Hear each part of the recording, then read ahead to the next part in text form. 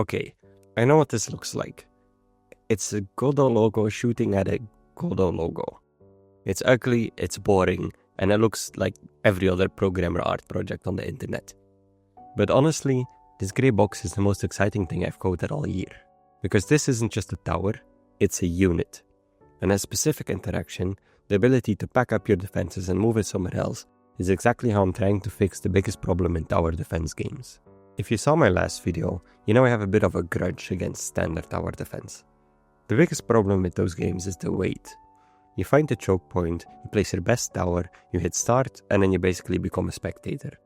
Once the wave starts, your job is mostly done. If you plan perfectly, you win. But you're kind of bored. If you made a mistake, you lose. It seems like very passive fun. I want the opposite. I want active chaos. I want a game where placing a tower isn't the end of your turn. It's just the start of the panic. So I prototyped this mechanic where every unit has a split personality. On one hand you have tower mode. When it's planted, it works like you expect. It has long range, high damage, and it's safe.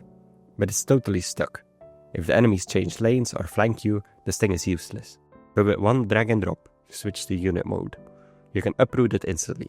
Now it can run around, it can physically block enemies' paths, and the trade-off is that it loses its range and starts taking damage. Suddenly, the game isn't about memorizing build orders, but about micromanagement.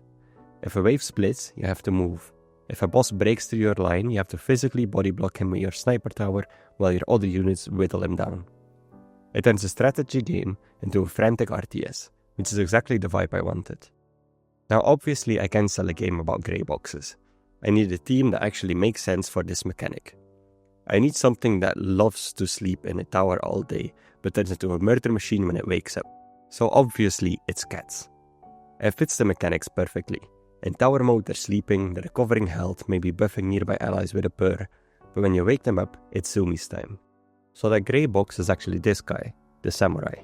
On his pillow he's a defensive anchor, but on the ground he draws a katana and blocks the path. And at range cubed, that's the wizard. On the tower he's casting spells from safety, and on the ground he's squishy. If a rat touches him, he's done. So the whole game becomes this balancing act of protecting your sleepy wizards with your angry samurais. It connects the mechanics to the team. You aren't just moving towers, you're managing a shelter of cats who would really prefer to be napping, but have to defend their house because you keep waking them up.